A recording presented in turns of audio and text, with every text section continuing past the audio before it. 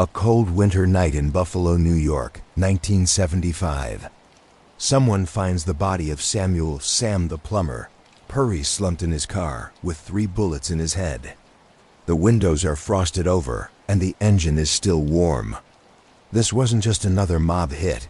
It was the beginning of the end for one of America's most secretive crime families. But to understand how it all fell apart, we need to go back to where it all began in the early 1900s when Sicilian immigrants brought their code of silence to the streets of Buffalo. Before we dive into this incredible story, let me know where you are watching from and what time it is there. Drop a comment below. And if you love deep dive true crime stories that help you sleep or keep you captivated for hours, hit that subscribe button, smash the like, and share this with someone who appreciates real gangster history. At the turn of the 20th century, Buffalo, New York, stood as a bright spot of industrial promise. The city's location at the eastern end of Lake Erie, next to Niagara Falls and the Canadian border, made it an important hub for manufacturing, shipping, and transportation. The Erie Canal connected Buffalo to the Atlantic Ocean through the Hudson River, while railroads crossed the region, linking the city to the vast American interior. Steel mills, grain elevators, and automotive plants provided jobs to tens of thousands. For immigrants seeking opportunity in the New World, Buffalo represented a chance at success. Among those immigrants were Sicilians fleeing poverty, feudalism, and violence in their homeland. Between 1880 and 1920, more than 4 million Italians immigrated to the United States, with Sicilians making up a large portion of that wave. They came from towns like Castellammarese del Golfo, Palermo, and Agrigento, places where the Mafia, or Cosa Nostra, had existed for generations as a shadow government, a parallel power structure that operated outside the law in Sicily. The Mafia emerged in the 19th century as rural enforcers and mediators in a society where the state was weak and distrusted. They protected landowners, settled disputes, and controlled markets through intimidation and violence. When Sicilians immigrated to America, some brought these traditions with them. In the crowded tenements of New York, Chicago, and Buffalo, Mafia groups formed again, initially preying on their own communities through extortion rackets known as the Black Hand. Buffalo's Sicilian community settled primarily in the city's Lower West Side and the First Ward. By 1910, Buffalo had become home to approximately 15,000 Italian immigrants. Many of them Sicilian. They worked in the city's factories, on the waterfront, and in construction. They opened grocery stores, bakeries, and cafes. And among them were men who saw opportunity, not just in legitimate business, but in the underworld. Before the establishment of what would become known as the Buffalo crime family, the city's criminal landscape was broken up and chaotic. Various gangs operated independently. Irish gangs controlled the waterfront. Jewish gangsters ran gambling operations, and Italian criminals engaged in extortion and labor racketeering. There was money to be made, but without organization, the profits were limited and the violence constant. The first significant Sicilian criminal figure to emerge in Buffalo was Giuseppe Joseph DiCarlo, who arrived in the city around 1908. DiCarlo came from Castellammarese del Golfo, a seaside town in northwestern Sicily that would produce a large number of Mafia figures. In Buffalo, DiCarlo established himself as a Black Hand extortionist, targeting successful Italian businessmen and immigrants. He would send threatening letters demanding payment, often decorated with crude drawings of daggers, skulls, or black hands, hence the name. Those who refused to pay faced violence: bombings, arson, kidnapping, or murder.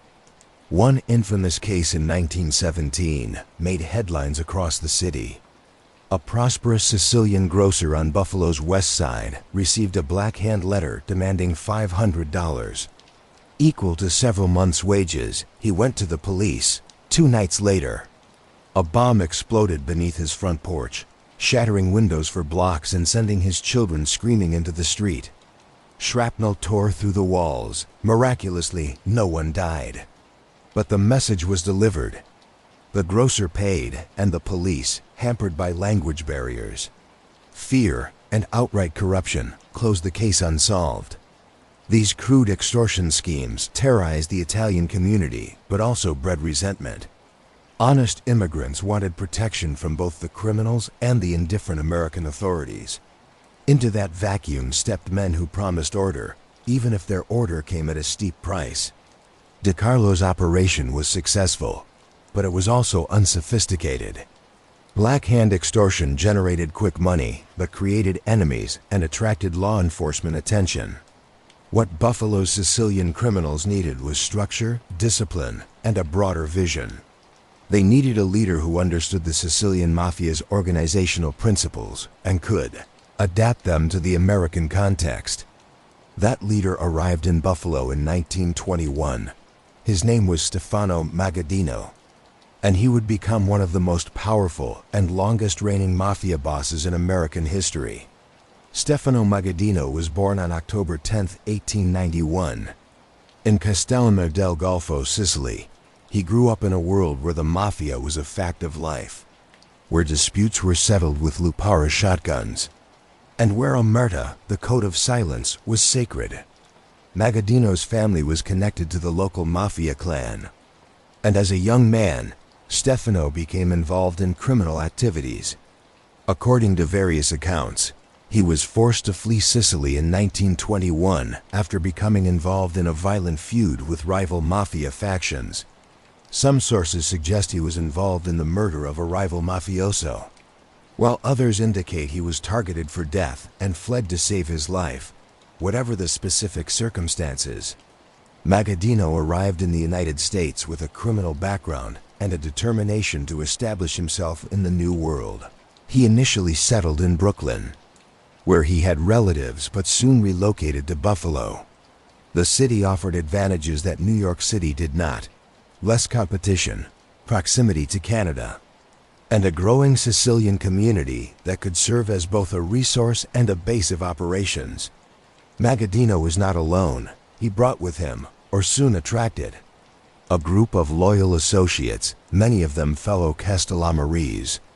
These included his brother Antonino Magaddino and cousins like Stefano Magadino. Note the different spelling. Record-keeping was often inconsistent. He also forged alliances with established Buffalo criminals, including members of the DeCarlo faction. By the mid-1920s, Magaddino had effectively taken control of Buffalo's Sicilian underworld. He achieved this through a combination of strategic alliances, ruthless violence against rivals, and an understanding that long-term success required organization and discipline. Unlike the crude black hand extortionists, Magaddino envisioned a criminal enterprise that controlled entire industries and corrupted institutions.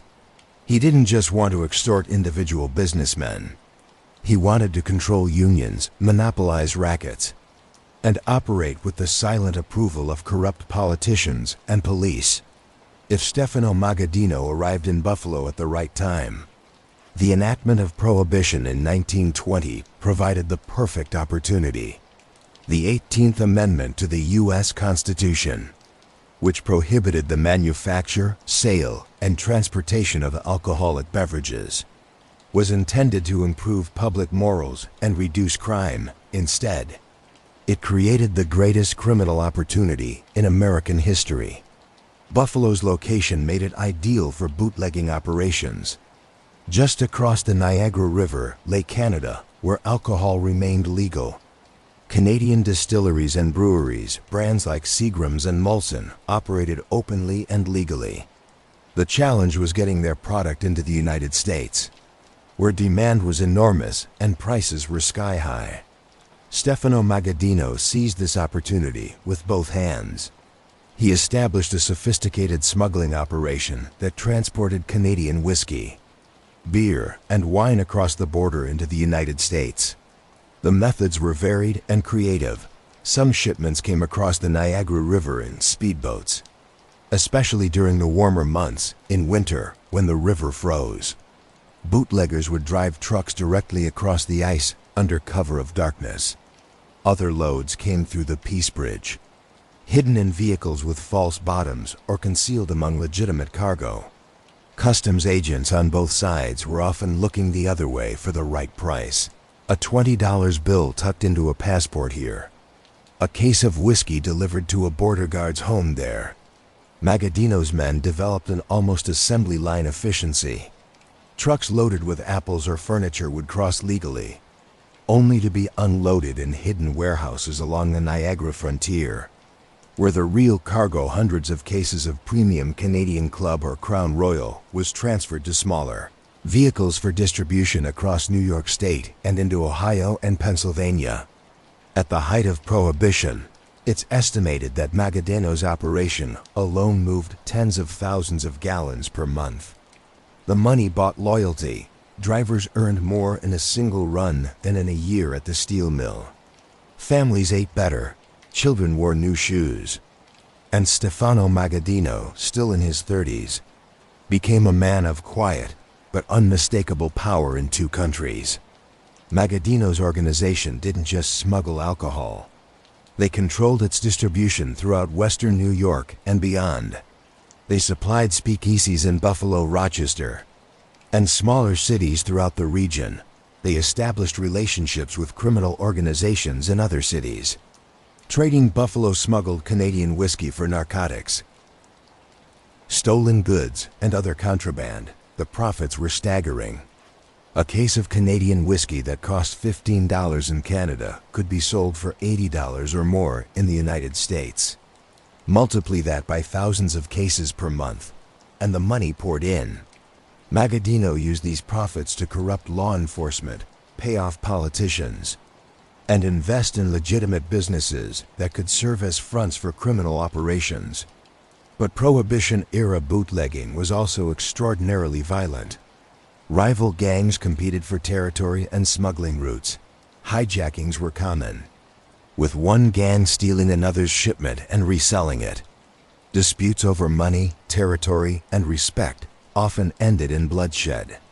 Buffalo streets saw bombings, drive-by shootings, and assassinations. Bodies turned up in the Niagara River, in abandoned warehouses and on street corners.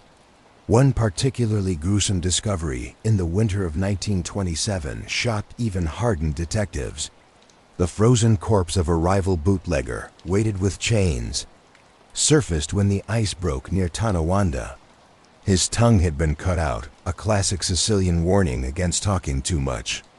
Newspapers called it another gangland slaying, but in the Sicilian neighborhoods, people understood the message perfectly. Respect the new order or disappear. Magaddino didn't revel in the violence, but he didn't shy away from it either. He viewed it the way a surgeon views a scalpel: necessary, precise, and best used sparingly. Every killing had to serve a purpose, eliminate a threat, send a signal, or secure a bigger share of the profits. Random bloodshed was for amateurs. Magaddino understood that unchecked violence was bad for business. It attracted law enforcement attention, disrupted operations, and reduced profits.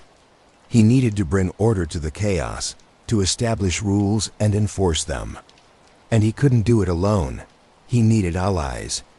And he found them among the emerging mafia bosses in other American cities.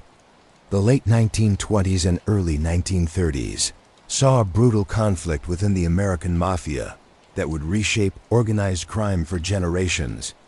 Known as the Castellammarese War, this conflict pitted two factions against each other, one led by Giuseppe "Joe the Boss" Masseria, a powerful New York boss who represented the older generation of mafia leaders, and another led by Salvatore Maranzano, a recent immigrant from Castellamare del Golfo who represented a new, more ambitious vision, Stefano Magadino. As a Castellammarese sided with Maranzano, the war was fought primarily in New York City, but its effects rippled across the country. Dozens were killed in ambushes, restaurant shootings, and assassinations. The violence threatened to destroy the entire criminal enterprise. to bring down so much law enforcement attention that no one would be able to operate. The war ended in 1931 with the murders of first Masiria, then Maranzano. Masiria was killed on April 15, 1931, shot to death in a Coney Island restaurant. His murder was orchestrated by his own underboss, Charles "Lucky" Luciano, who had secretly switched sides. Maranzano took control. But his reign was brief, just 5 months later. On September 10, 1931, Maranzano was murdered in his Manhattan office by a team of assassins posing as federal agents. The murders of Masiria and Maranzano cleared the way for a new generation of mafia leaders, including Lucky Luciano, Meyer Lansky, Frank Costello, and Vito Genovese in New York and Al Capone in Chicago. These men recognized that the old ways, constant warfare, personal vendettas, and autocratic bosses were unsustainable. They needed structure. Thus was born the Commission, a governing body for the American Mafia, established in 1931. The Commission consisted of the bosses of the most powerful crime families in the United States. Its purpose was to serve as a forum for resolving disputes, authorizing major criminal activities, especially murders, and establishing rules that all families would follow. The Commission included representatives from New York's 5 families: Luciano, Genovese, Mangano, Gambino, Gagliano, Lucchese, Profaci, Colombo, and Bonanno, as well as bosses from Chicago, Buffalo, and Philadelphia. Stefano Magadino was one of the original Commission members. His inclusion reflected Buffalo's importance as a strategic territory and his own stature among mafia leaders. He was respected for his intelligence, his discipline, and his success in building a profitable criminal empire. Unlike some of his more flamboyant contemporaries, Magaddino preferred to operate in the shadows, avoiding publicity and maintaining a low profile. Reporters who covered organized crime barely knew his name, while Al Capone's face splashed across front pages and Lucky Luciano gave interviews from prison. Magaddino was a ghost. He refused photographs, rarely traveled to New York for commission meetings in person, sending trusted lieutenants instead, and cultivated an image of an ordinary, devout family man who attended Mass every Sunday at Holy Angels Church in Niagara Falls. Neighbors described him as courteous but distant, a man who tipped his hat, kept his lawn trimmed, and never raised his voice. Few suspected that the quiet gentleman hosting backyard barbecues was the same man deciding who lived and who died across 2 nations. This invisibility became his greatest asset. Law enforcement files on him remained thin for decades. FBI agents assigned to Buffalo often complained they had nothing solid on the elusive Mr. Magaddino, and that was exactly how he wanted it. This approach would serve him well for decades. With the end of the Castellammarese War and the establishment of the Commission, Stefano Magadino formalized his organization into what became known as the Buffalo crime family, or sometimes the Magaddino family, like other mafia families. It was structured as a hierarchy with clearly defined roles and responsibilities. At the top was the boss, Stefano Magadino himself. The boss had absolute authority within the family, making all major decisions, settling disputes, and authorizing significant criminal acts, especially murders. Below the boss was the underboss, who served as second in command and would run the family in the boss's absence. The consigliere, or counselor, advised the boss and helped mediate disputes. Below these leadership positions were the caporegines, or capos captains, who each commanded their own crew of soldiers. The soldiers, or made men, were inducted members of the mafia who had taken the oath of Omerta and swore loyalty to the family. Below the soldiers were associates, individuals who worked with the family but were not inducted members. Associates could be of any ethnicity, while made men had to be of full Italian, usually Sicilian, descent. The Buffalo family's territory encompassed western New York, including the cities of Buffalo, Niagara Falls, and Rochester, as well as parts of Pennsylvania and southern Ontario, Canada. This vast territory was divided among the various capos, each of whom controlled specific rackets and geographic areas. The family's criminal activities in this era were diverse and profitable. Bootlegging remained the primary source of income through most of the 1930s. Even after Prohibition's repeal in 1933, when legal alcohol sales resumed, Magaddino's organization had established such effective distribution networks that they continued to smuggle cheaper Canadian products and sell them tax-free, undercutting legitimate businesses beyond bootlegging. The family engaged in labor racketeering. Buffalo was a heavily unionized city, and the Mafia infiltrated unions representing dock workers, teamsters, construction workers, and others through threats, violence, and bribery.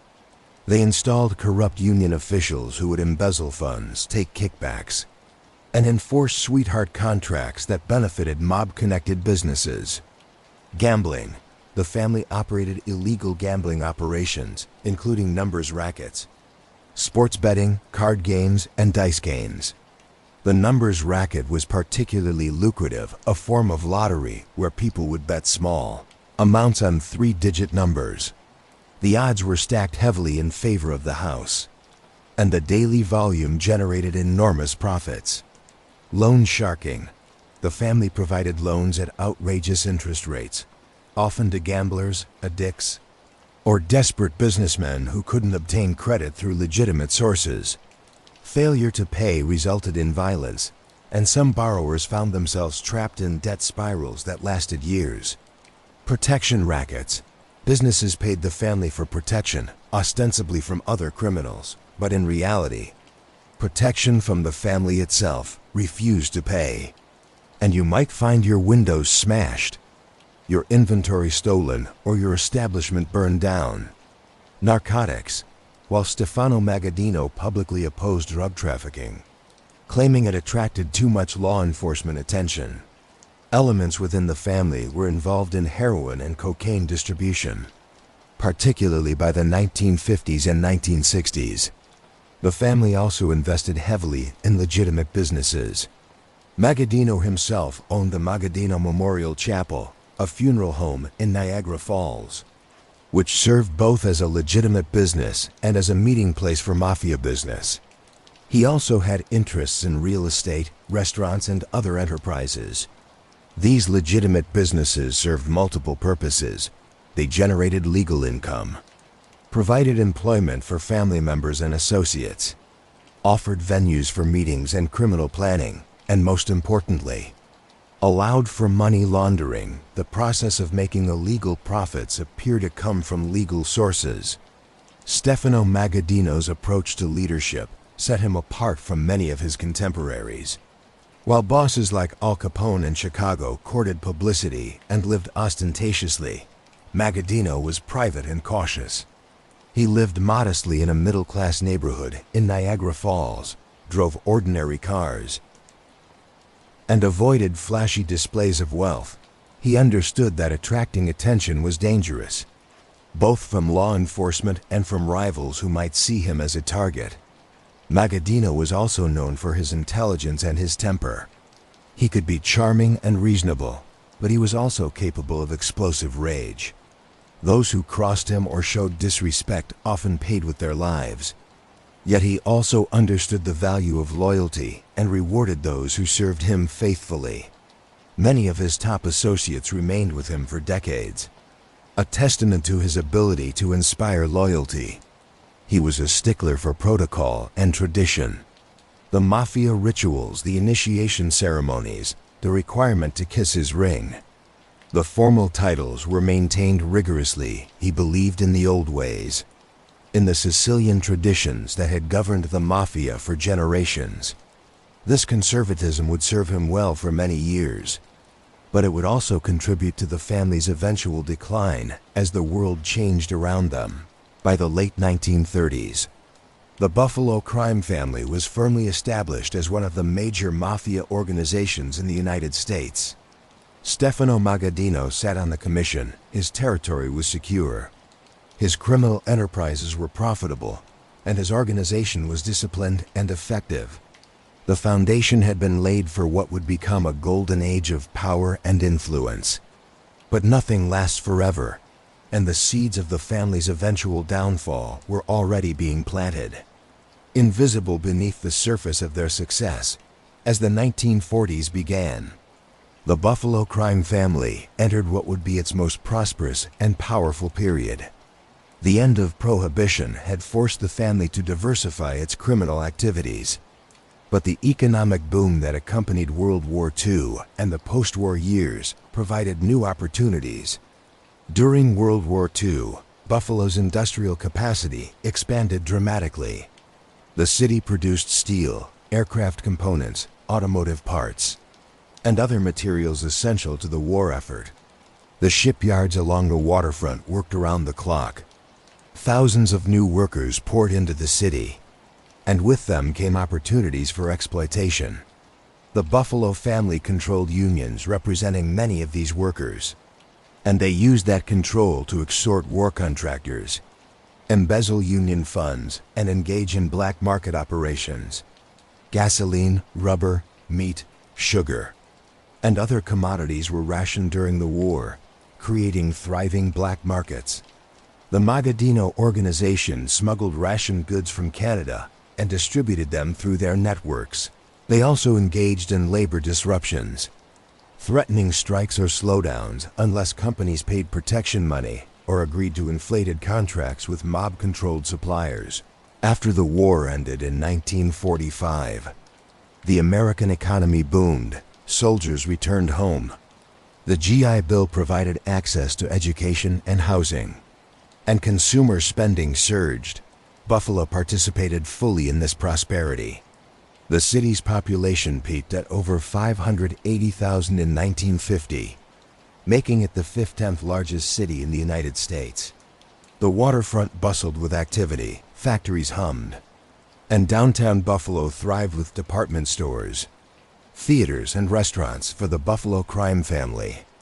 This prosperity translated into expanded opportunities.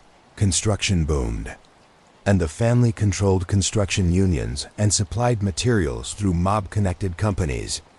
The hospitality industry expanded, providing venues for gambling operations. The growth of suburbs created new territories for criminal activities. Buffalo's location remained its greatest strategic asset. The proximity to Canada provided advantages that few other crime families enjoyed. The 36-mile-long border between western New York and Ontario offered countless opportunities for smuggling, not just alcohol in the Prohibition era, but narcotics, cigarettes to avoid taxes, stolen goods, and illegal immigrants at night. The Niagara River became a silent highway. Small boats slipped across under the shadow of the fall's perpetual mist. Engines muffled, running lights dark on foggy evenings. You could stand on the American bank and hear nothing but the roar of water and the occasional low cough of a motor as another load of untaxed Lucky Strikes or cases of Labatt's crossed unseen. Cigarette smuggling alone was a gold mine. A truckload bought cheaply in low-tax Ontario could be sold in high-tax New York for double or triple the price. By the late 1950s, Magaddino's men were moving millions of cartons annually, using everything from hidden compartments in legitimate freight to Native American reservations that straddled the border and claimed sovereignty over taxation. And when heroin began flowing more heavily after the war, the same routes worked perfectly. Packages no bigger than a shoebox, taped under car seats or sewn into spare tires, crossed at remote rural bridges where a friendly customs officer, paid in crisp $100 bills, would wave the driver through with a nod and a smile. The family controlled both sides of several border crossings, including the Peace Bridge connecting Buffalo to Fort Erie, Ontario, and the Queenston-Lewiston Bridge. Through corruption of customs officials, the use of false documentation, and the concealment of contraband in legitimate shipments, They moved enormous quantities of illegal goods across the border. Canadian cities, particularly Toronto and Hamilton, had their own Italian organized crime groups, and Stefano Magadino established strong relationships with these organizations. The Buffalo family effectively controlled organized crime in southern Ontario, collecting tribute from Canadian criminals and sometimes using Canada as a refuge when American law enforcement became too aggressive. The waterfront was another crucial asset. Buffalo's port on Lake Erie and its position on the Erie Canal meant that shipping and dockwork were major industries. The family controlled the International Longshoremen's Association local in Buffalo, giving them power over what moved through the port. They could facilitate the movement of stolen goods, smuggled contraband, and hot cargo. They could also extort shipping companies and waterfront businesses, demanding payments to avoid labor disruptions or accidents. By the 1950s, the Buffalo crime family had grown to include an estimated 100 to 150 made members and several hundred associates. This made it smaller than New York's 5 families, but larger than most other American crime families. The organization's structure was well-defined and efficient. Stefano Magadino continued as boss, a position he would hold for more than 50 years longer than any other American Mafia boss. His longevity was remarkable in a world where leadership changes often came through violence. His ability to maintain power for so long spoke to his intelligence, his ruthlessness, and his political skill within the organization. His underboss during much of this period was Federico Freddy Lupo Randaccio, a trusted lieutenant who had been with Magaddino since the early days. Freddy, the Wolf, earned his nickname not just for his sharp features and predatory grin, but for the way he could sniff out weakness in rivals or disloyal soldiers. Born in Sicily and raised in Buffalo's west side, he spoke with a soft voice that somehow carried more menace than shouting ever could. Dressed always in tailored sharkskin suits, he was Magaddino's enforcer and confidant, the man sent to deliver messages that couldn't be refused. Soldiers respected him because he never asked them to do anything he wouldn't do himself. Stories circulated about the night in the late 1940s when Freddy personally dragged a cheating numbers runner out of a Delaware Avenue bar and broke both his legs in the alley, then bought drinks for everyone inside afterward as if nothing had happened. When Randaccio was imprisoned in June 1967 on racketeering charges, he was replaced by Samuel "Sam the Plumber" Pur, who served until his own murder in 1975 amid internal strife. The family's consigliere was John Montana, who also served as president of a taxicab company in Buffalo, a position that provided both legitimate income and control over the city's cab industry. Montana's legitimate business facade was typical of the family's approach: maintain respectable appearances while conducting criminal business behind the scenes. The family had several powerful capos, each controlling their own crew and specific criminal activities. The Niagara Falls Crew, based in Magaddino's adopted hometown. This crew controlled gambling, loan sharking, and labor racketeering in Niagara Falls and the surrounding areas. It was often considered the most important crew as it operated under Magaddino's direct supervision. The Buffalo Crew, operating in the city proper. This crew controlled the waterfront, downtown gambling operations, and various legitimate businesses. They were involved in everything from jukebox distribution to vending machines to linen services. The Rochester Crew, Rochester, New York's third largest city, had its own crew that reported to Buffalo. They controlled gambling, narcotics distribution, and labor racketeering in the Rochester area. The Pennsylvania Crew. The family's territory extended into northwestern Pennsylvania, particularly the cities of Erie and Jamestown. This crew handled operations in that region, including gambling and cigarette smuggling. Each capo commanded a crew of soldiers and associates who conducted day-to-day operations. The soldiers were the family's backbone, the men who collected protection money, ran gambling operations, enforced discipline, and carried out orders, including murders. One event would prove to be a watershed moment for the American Mafia, including the Buffalo family, the Appalachian meeting of November 14, 1957. Joseph "Joe" the Barber Barbara was a powerful mafia figure in northeastern Pennsylvania who owned a large estate in the rural town of Appalachian, New York. In November 1957, he hosted a meeting of mafia bosses from across the United States. The meeting's purposes were multiple: to discuss the recent murder of Albert Anastasia, boss of what would become the Gambino family, to address the growing narcotics trade and establish family territories for drug distribution, to confirm Carlo Gambino's succession as boss of the former Anastasia family, and to discuss various other business matters. Stefano Magadino not only attended the meeting but played a key role in organizing it. Appalachian was in his territory, and Barbara was a member of his family. More than 100 mafia figures from across the country descended on the small town, driving luxury cars and dressed in expensive suits hardly inconspicuous in a rural area.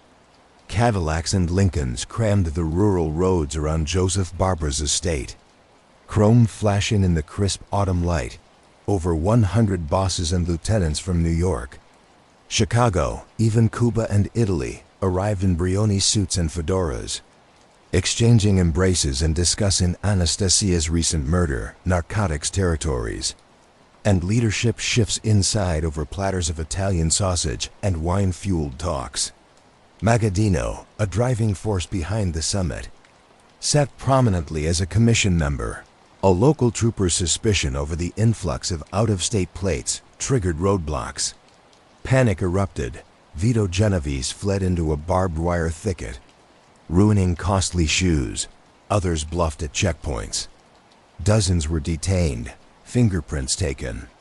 Exposing the national scope of La Cosa Nostra for the first time, local law enforcement, alerted by the suspicious activity, raided the meeting. State troopers set up roadblocks around Barbara's estate, and when the mafia bosses realized they were being surrounded, they panicked. Some fled into the woods. Others tried to talk their way through the roadblocks. Police arrested or detained dozens of them. The Appalachian raid was a public relations disaster for the mafia. For years, FBI Director J. Edgar Hoover had downplayed the existence of a national organized crime network, instead focusing bureau resources on fighting communism. The Appalachian meeting proved beyond doubt that the mafia existed, that it was national in scope, and that its leaders met to coordinate activities. The federal government could no longer ignore organized crime. Among those identified at Appalachian was Stefano Magadino. While he wasn't arrested, he managed to leave before the raid. His name appeared in law enforcement reports. The publicity was unwelcome. Magaddino had spent decades operating in the shadows, and now his name was in newspapers across the country. Identified as a major mafia figure, the aftermath of Appalachian was profound. The FBI, previously focused elsewhere, now made the mafia a top priority.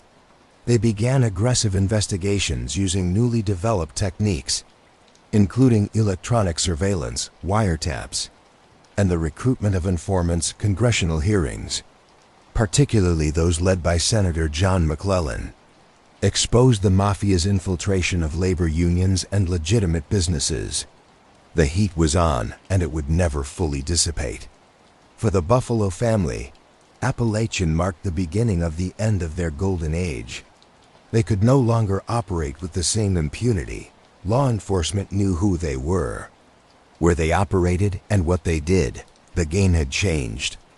Despite increased law enforcement attention, the Buffalo family remained enormously profitable through the 1950s and into the 1960s. Their criminal activities generated millions of dollars annually. Exact figures are impossible to determine, but federal estimates suggested the family's operations generated millions annually by the early 1960s.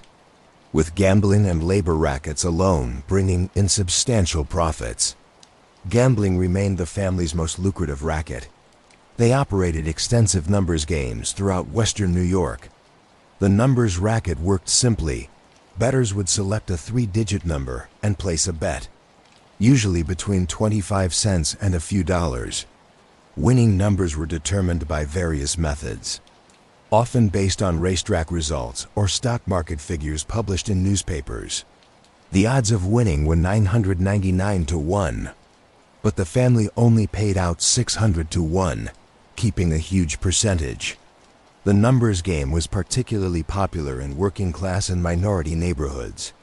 Bettors viewed it as harmless entertainment, a way to dream about winning while risking only small amounts. But those small amounts added up.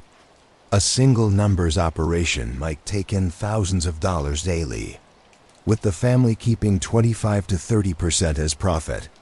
Beyond numbers, the family operated illegal casinos, card games, dice games, and sports betting operations. High-stakes card games, often held in the back rooms of restaurants or social clubs, attracted wealthy gamblers who would bet thousands on a single hand.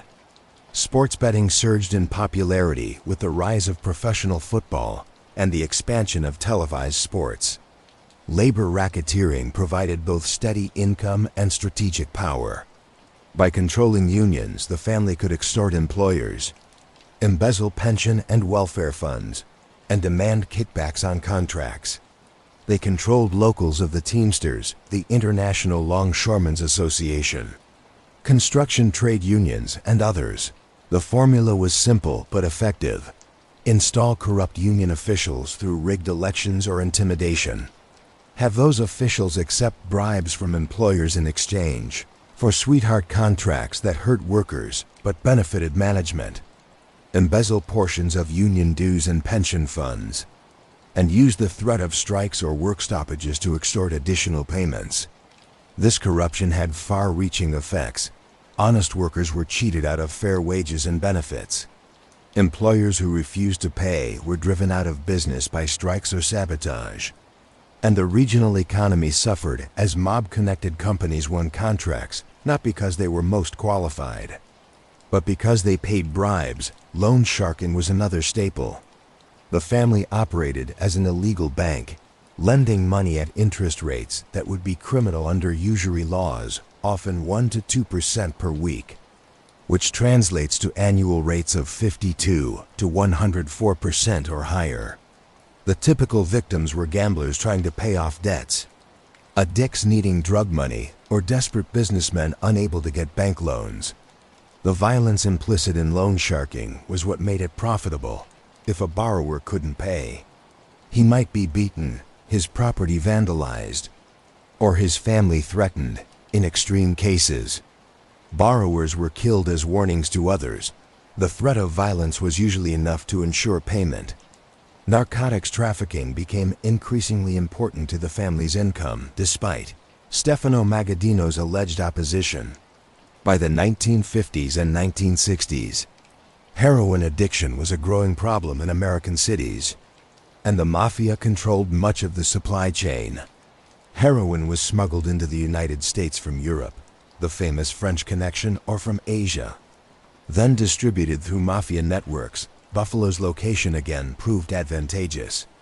Heroin could be smuggled across the Canadian border, or it could arrive via the waterfront and be distributed throughout the Northeast. The profits were extraordinary. A kilogram of heroin purchased for $5,000 in Europe could be cut and resold in the United States for $50,000 or more. But narcotics trafficking also carried greater risks. Drug dealing attracted harsher sentences than other crimes, and addicts made unreliable associates who might cooperate with police to avoid prosecution or to obtain drug money. Magaddino reportedly forbade family members from dealing drugs, but this prohibition was often ignored, creating internal tensions. The Buffalo family understood that long-term success required investment in legitimate businesses. These enterprises served multiple purposes: generating legal income, providing employment and status for facilitating money laundering, and offering venues for criminal activities. Stefano Magadino's funeral home, the Magaddino Memorial Chapel, was perhaps the most famous. Located in Niagara Falls, it was a real functioning funeral home that served the community. From the street, it exuded dignity, white facade, manicured grounds, serving Italian families with traditional wakes, open caskets, floral tributes, condolence envelopes. Revenue was steady and respectable, yet the basement and private rooms hosted another purpose: shielded meetings where capos divided rackets, counted cash, planned enforcement, all safe from surveillance in a house of mourning. FBI bugs planted in the 1960s captured whispers, but the chapel's sanctity long protected its secrets. But it was also a headquarters for mafia business. Family members would meet there to discuss criminal matters, confident that they wouldn't be observed or recorded. Ironically, the funeral home later became the site of many funerals for mafia figures killed in the family's internal wars. Family members owned or controlled numerous other legitimate businesses, restaurants and bars. These provided cash businesses perfect for money laundering, as well as venues for gambling and loan sharking. Vending machine and jukebox companies.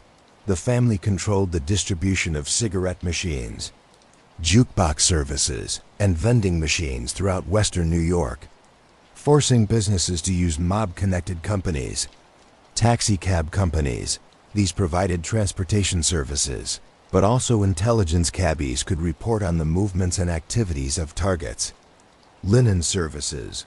Hotels and restaurants were forced to use mob-controlled linen services or face labor problems. Construction companies. These allowed the family to benefit from the post-war building boom and to launder money through inflated contracts. Real estate. The family invested heavily in real estate, owning apartment buildings, commercial properties, and land throughout western New York. The beauty of legitimate businesses was that they made family members appear respectable.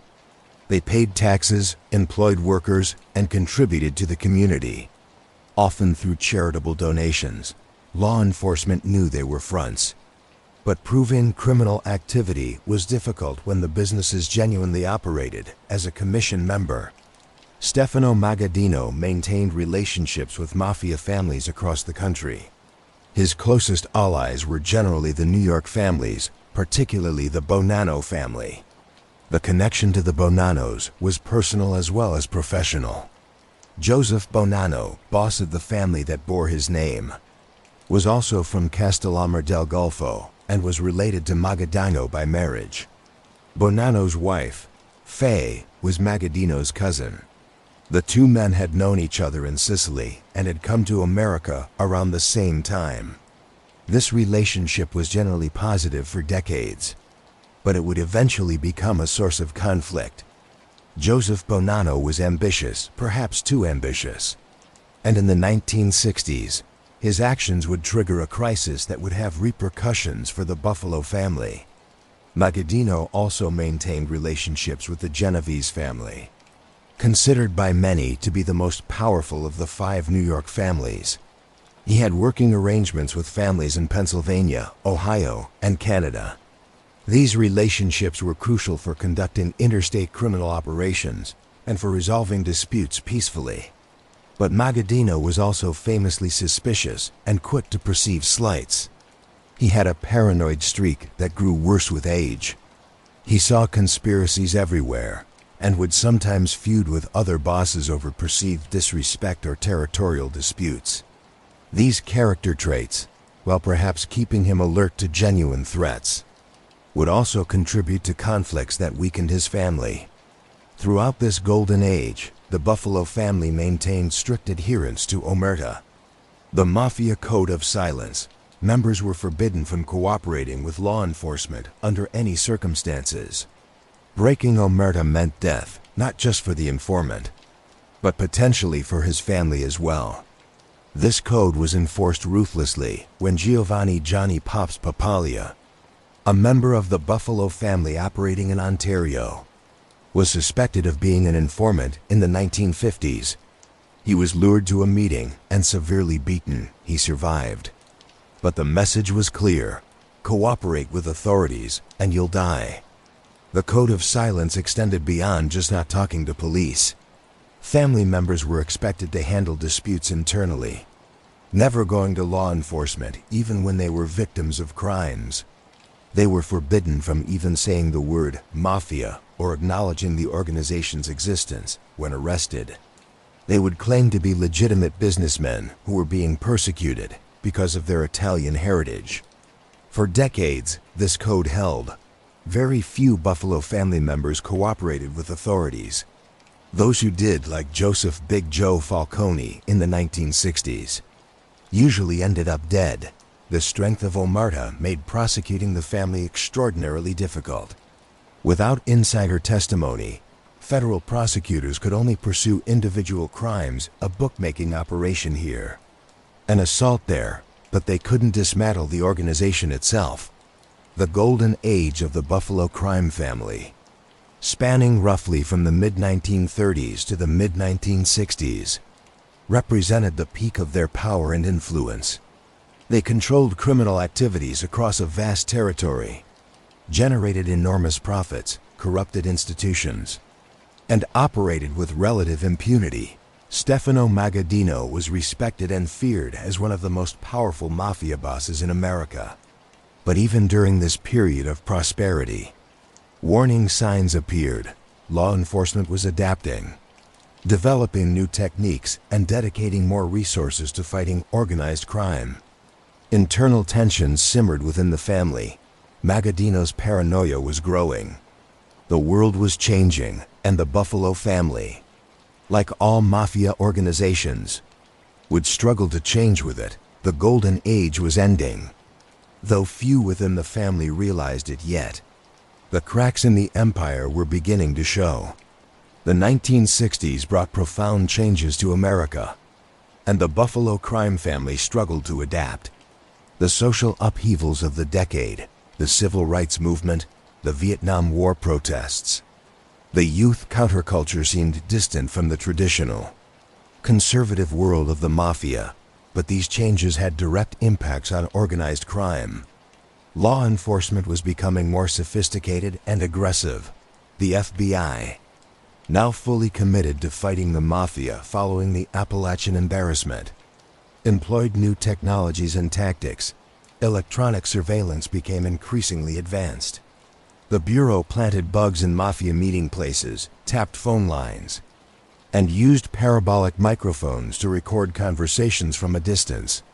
The intelligence gathered from these operations was devastating. In 1963, a low-level mafia soldier named Joseph Valachi became the first member of La Cosa Nostra to publicly testify about the organization's structure, rituals, and operations. Valachi's testimony before the Senate provided confirmation of what law enforcement had suspected. The mafia was real. It was national in scope. It was highly organized, and it controlled vast criminal enterprises.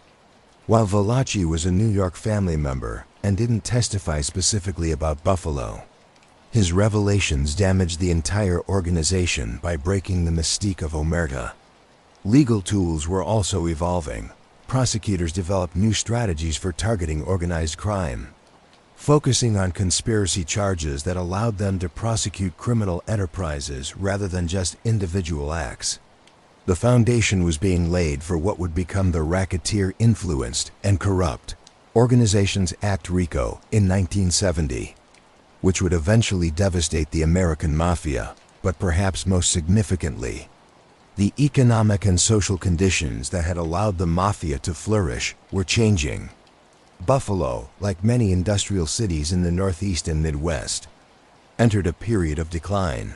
The population peaked in 1950 and began falling as residents moved to the suburbs or left the region entirely. Manufacturing jobs disappeared as companies moved operations to the south or overseas. The waterfront declined as shipping patterns changed. Urban decay set in for the Buffalo family. This meant their traditional bases of power were eroding. Unions controlled fewer workers. Gambling faced competition from state-run lotteries and eventually legal casinos.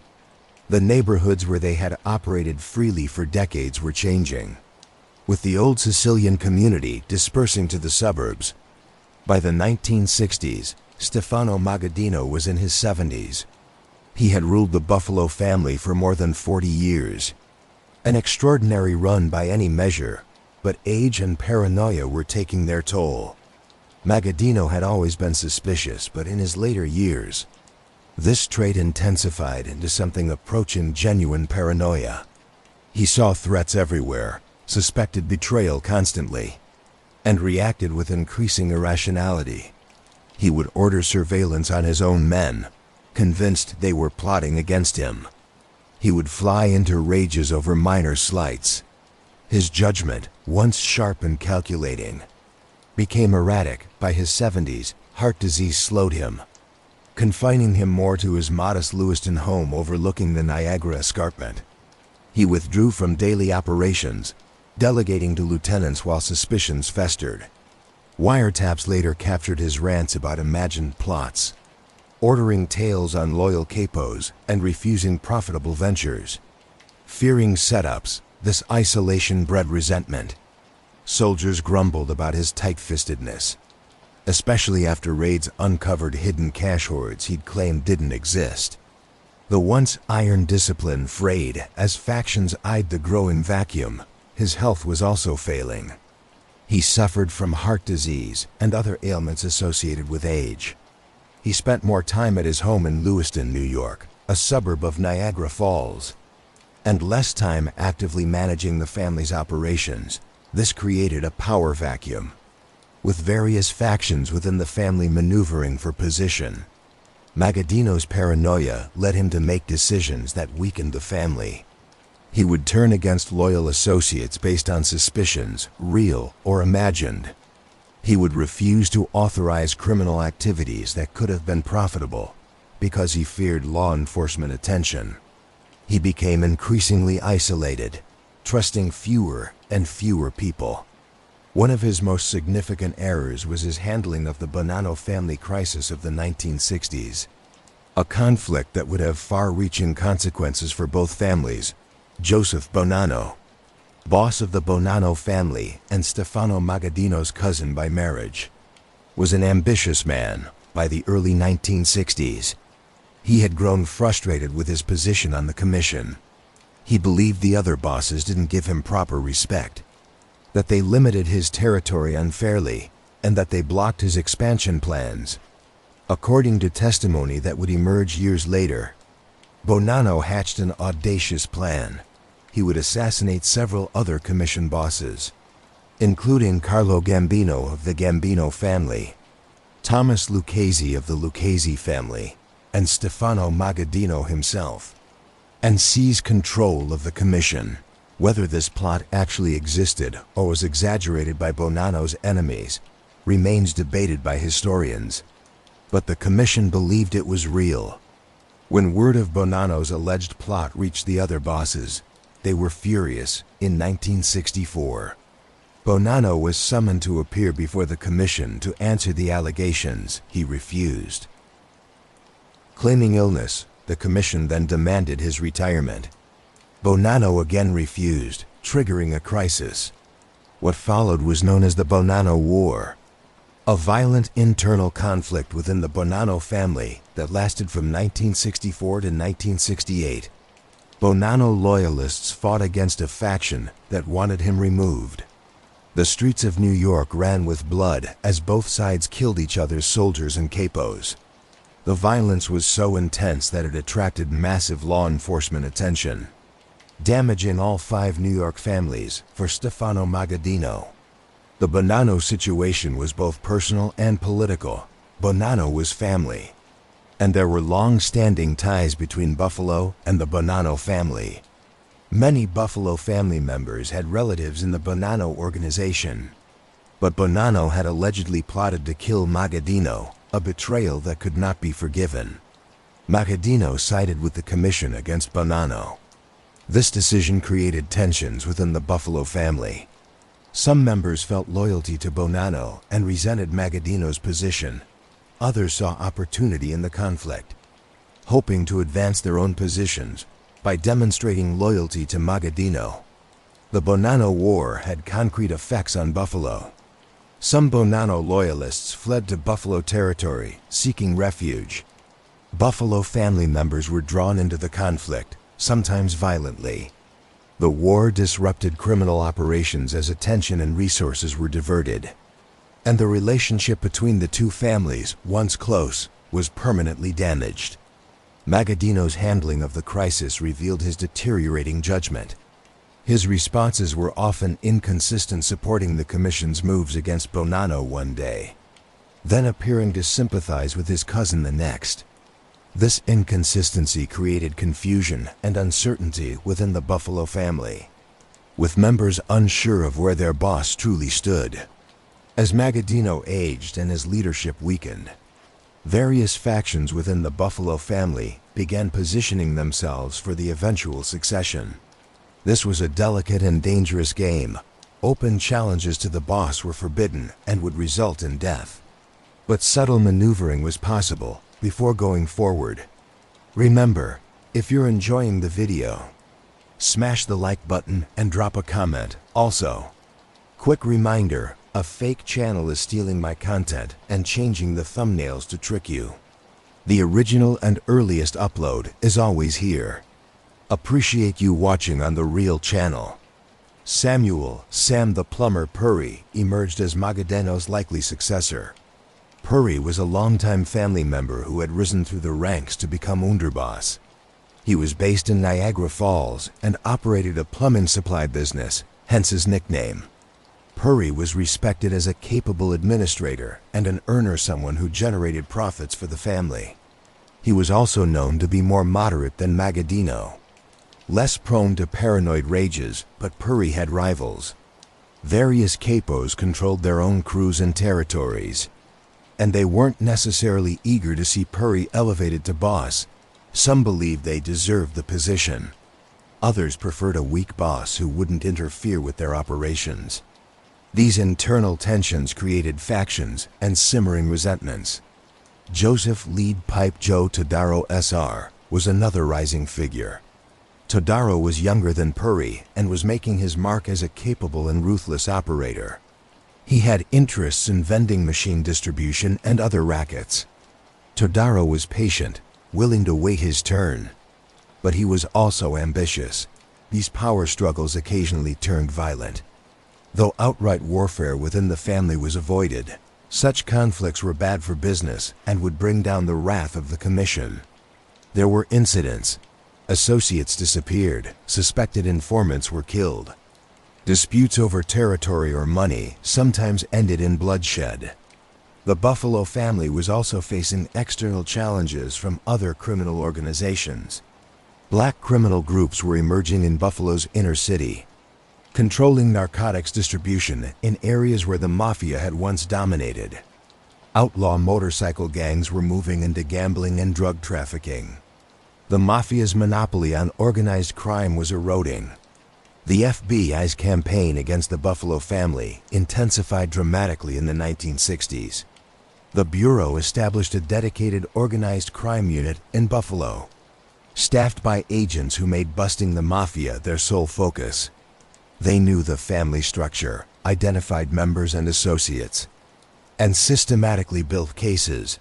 Electronic surveillance proved particularly effective. The FBI planted bugs in numerous locations frequented by family members, social clubs, restaurants, homes, and businesses. The Magaddino Memorial Chapel, Stefano Magadino's funeral home, was bugged. So was his home. The FBI recorded thousands of hours of conversations, capturing family members discussing criminal activities, planning crimes, and revealing internal conflicts. These recordings provided devastating evidence. In conversations, family members would sometimes speak in code or cryptic terms, but often they were remarkably explicit. They would discuss murders, extortion payments, gambling profits, and drug deals. They would reveal the family structure and identify members, All of this evidence could be used in court. The FBI also cultivated informants, while Omert remained strong. Not every associate or family member was willing to die for the organization. Some, facing long prison sentences, chose to cooperate. Others were motivated by money. The FBI paid informants for information. Still others cooperated because they had been wronged by the family and sought revenge. One significant informant was Pasquale "Patsy" Natarelli, an associate who provided information about family operations in the late 1960s. His cooperation led to several arrests and convictions. While he wasn't a made member, and therefore his cooperation wasn't as damaging as it would have been from a soldier or capo, it still represented a crack in the wall of silence. Prosecutions followed the investigations. Family members were arrested for bookmaking, loan sharking, labor racketeering, and other crimes. While these prosecutions usually targeted individual operations rather than the family as a whole, they disrupted operations and tied up resources in legal defenses. Lawyers were expensive, and family members expected the organization to provide legal assistance when they were arrested. The pressure was constant and exhausting. Family members had to assume they were being watched and recorded at all times. They had to be careful about what they said and where they met. The easy days of the 1940s and 1950s, when they could operate relatively openly, were gone forever. One issue that created significant tension within the Buffalo family was narcotics trafficking. Stefano Magadino had long maintained that dealing drugs was forbidden. His reasoning was practical. Drug trafficking attracted harsher federal sentences. Drug addicts made unreliable associates who might inform to police. And the drugs themselves were destroying the Italian-American communities the family claimed to protect. But the profits from heroin and cocaine were simply too enormous to ignore. A successful drug operation could generate more income than traditional rackets like gambling or loan sharking. And the demand was insatiable. Many family members, particularly younger soldiers and associates, were involved in drug dealing despite Magaddino's prohibition. This created a dangerous situation. Family members were violating the boss's direct orders, but they were also generating significant profits. Some kicked up portions of their drug earnings to their capos and the boss, making everyone complicit, even as they officially opposed narcotics. It was hypocrisy, and everyone knew it. The narcotics trade also brought additional law enforcement heat.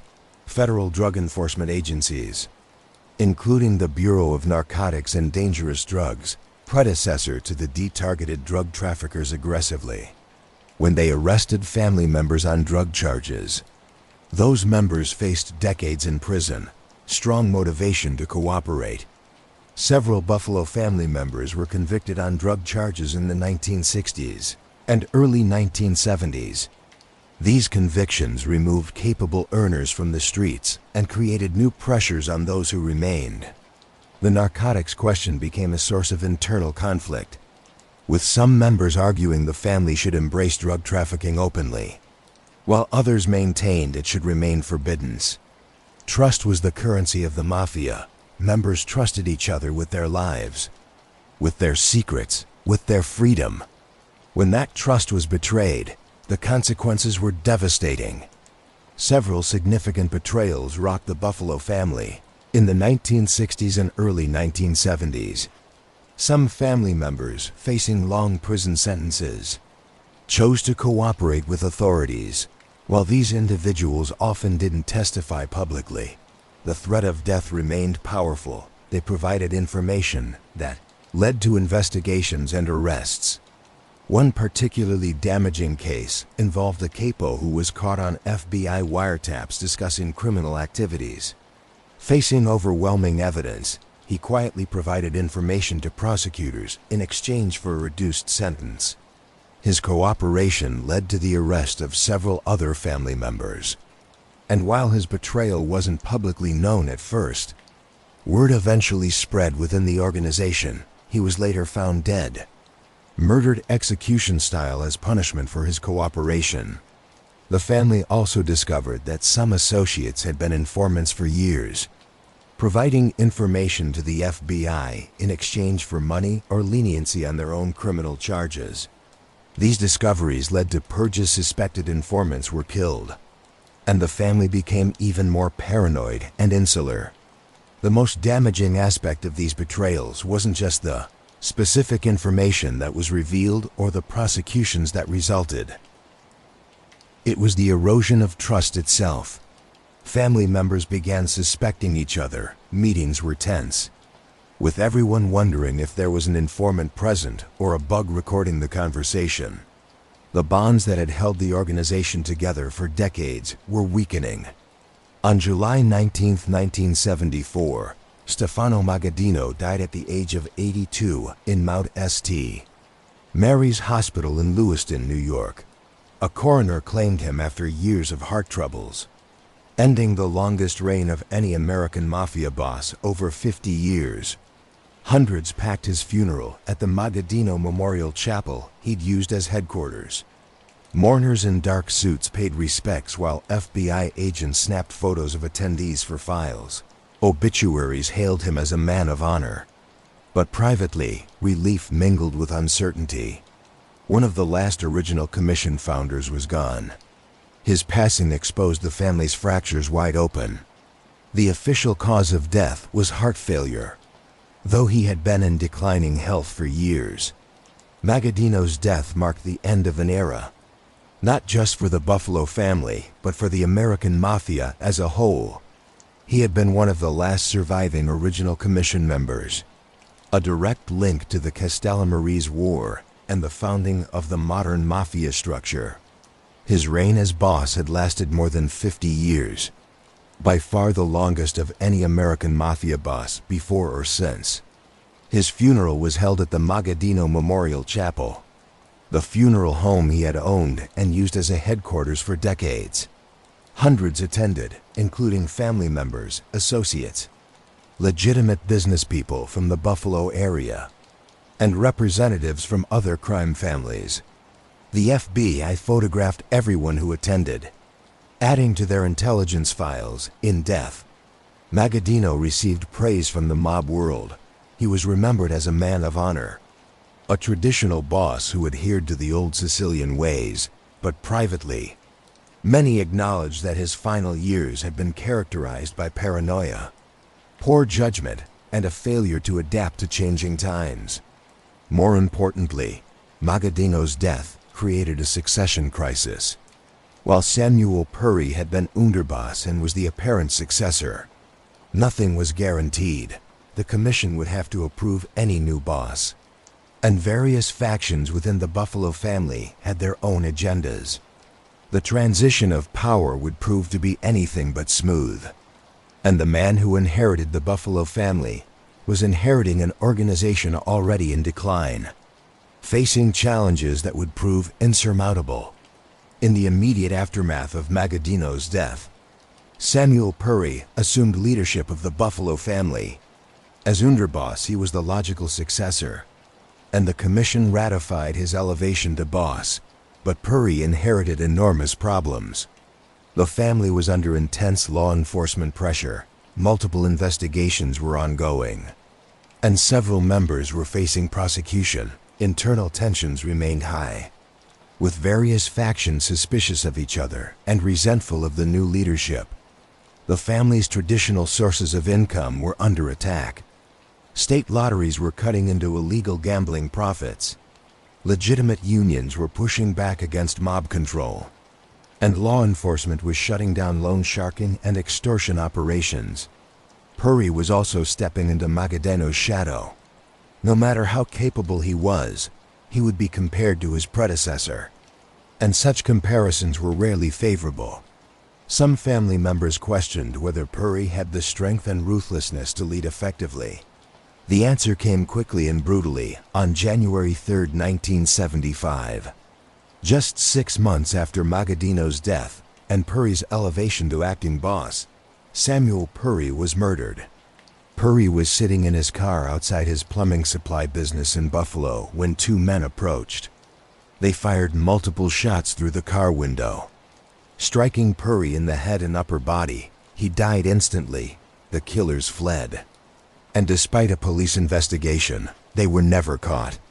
Puri's murder shocked the Buffalo family and the wider mafia world. Killing a boss required authorization from the commission, and no such authorization had been given.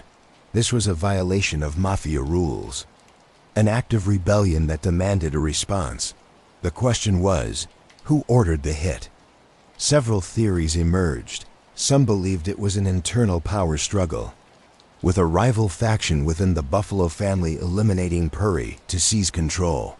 Others suspected the Bonanno family, still angry over the conflicts of the 1960s and seeing an opportunity to strike at Buffalo in the chaos following Magaddino's death.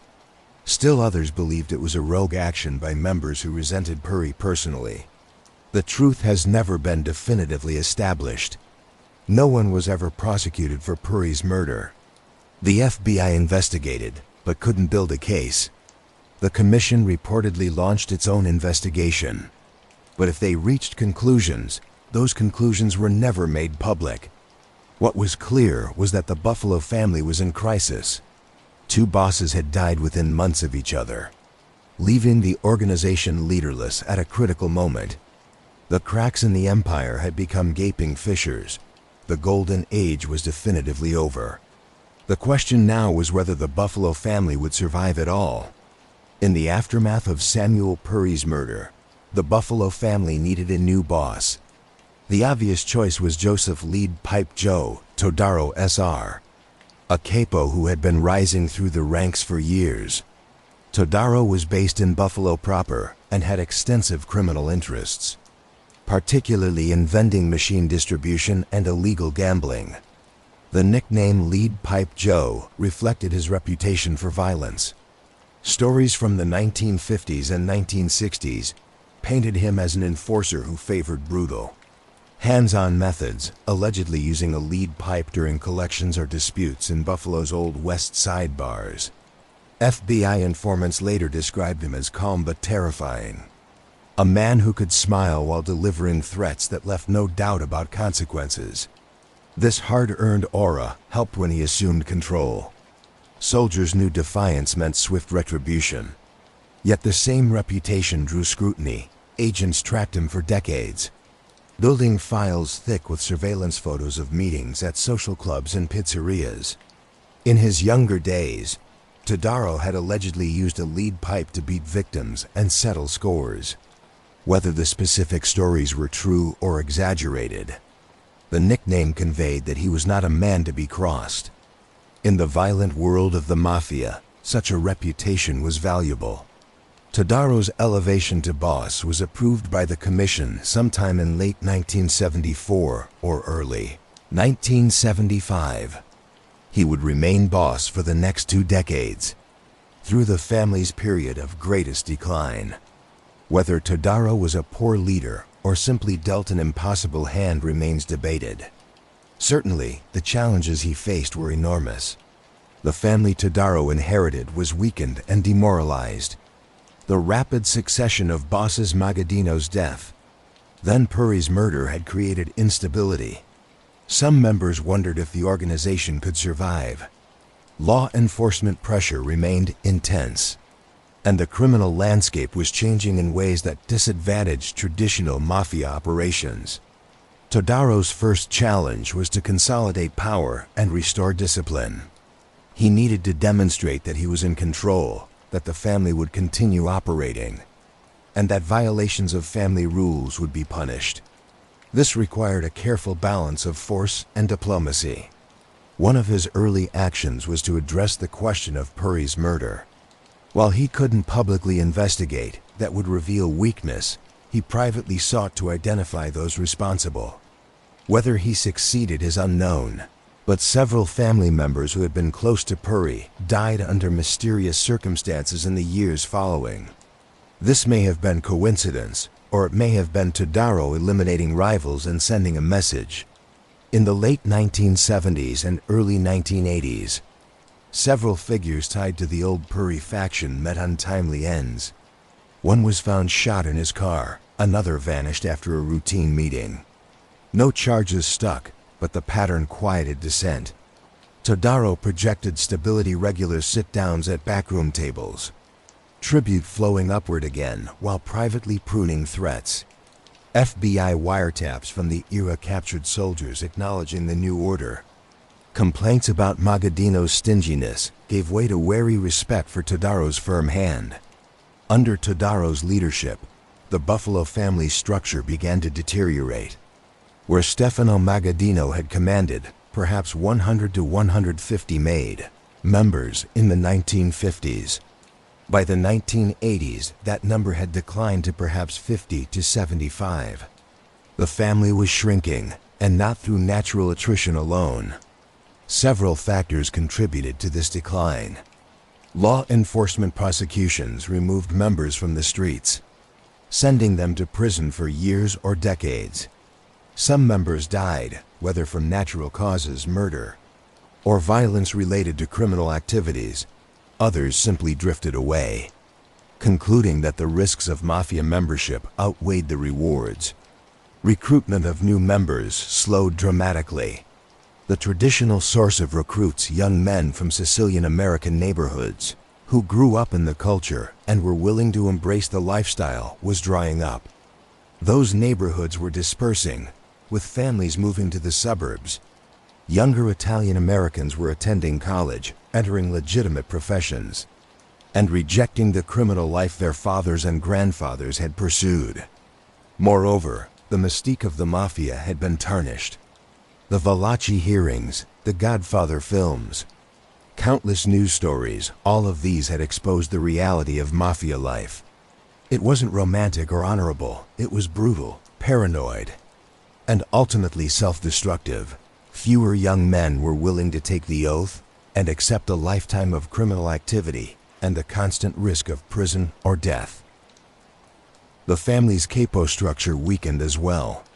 Some crews dissolved when their leaders died or were imprisoned. Other crews became semi-autonomous, with capos running their operations with minimal oversight from the boss. This autonomy might have seemed like freedom, but it actually weakened the organization. Without coordination and discipline, the family became a loose confederation of criminals rather than a structured organization. The quality of members also declined. In earlier decades, the family had been selective, inducting only proven criminals who demonstrated capability, loyalty, and ruthlessness. But as the pool of potential recruits shrank, standards dropped. Men were inducted who wouldn't have qualified in earlier eras. Some were less intelligent, less disciplined, or less trustworthy. This lowering of standards would have significant consequences. The passage of the Racketeer-Influenced and Corrupt Organizations Act RICO in 1970 gave federal prosecutors a powerful new weapon against organized crime. RICO allowed prosecutors to charge the leaders of criminal organizations for crimes committed by their subordinates, as long as those crimes were part of a pattern of racketeering activity. This meant prosecutors could target entire criminal enterprises, not just individual crimes. Throughout the 1980s, federal prosecutors used RICO to devastating effect against mafia families across the country. The famous Mafia Commission trial in New York in 1985-1986 convicted the bosses of several New York families using RICO charges, sending them to prison for 100-year sentences.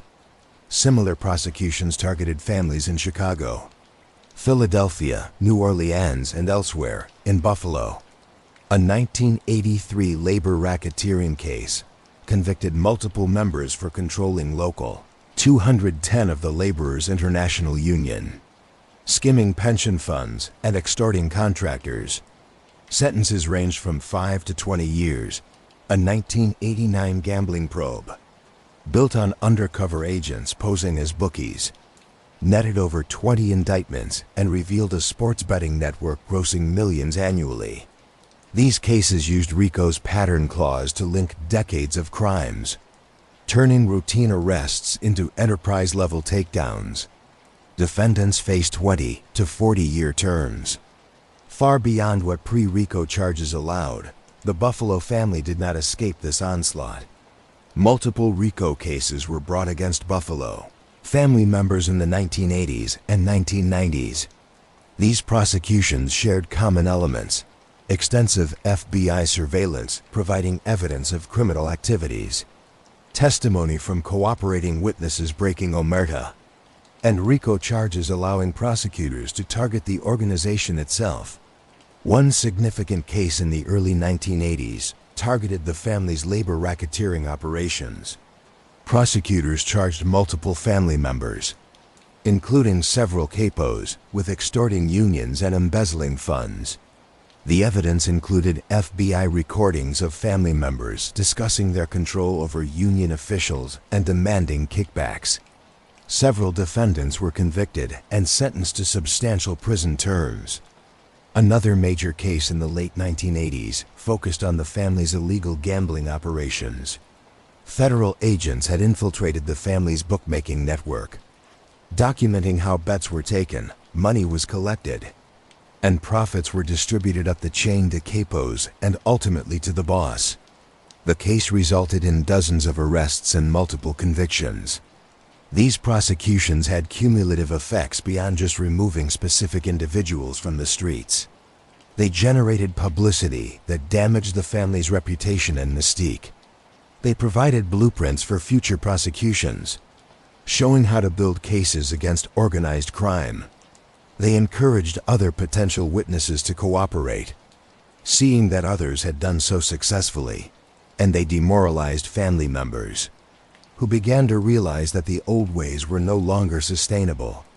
Perhaps the most devastating development of this era was the collapse of omerta. Throughout the 1980s and 1990s, multiple Buffalo family members broke the code of silence and cooperated with authorities. This phenomenon wasn't unique to Buffalo. Cooperation was increasing across all mafia families, but for the Buffalo family, which had historically prided itself on loyalty and silence, the betrayals were particularly painful. The reasons for cooperation were varied. Some members faced overwhelming evidence against them and chose cooperation over decades in prison. Others were motivated by financial considerations.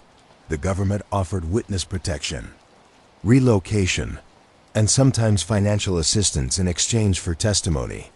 Still others cooperated because they felt betrayed by the family, believing they had been treated unfairly or denied protection when they needed it.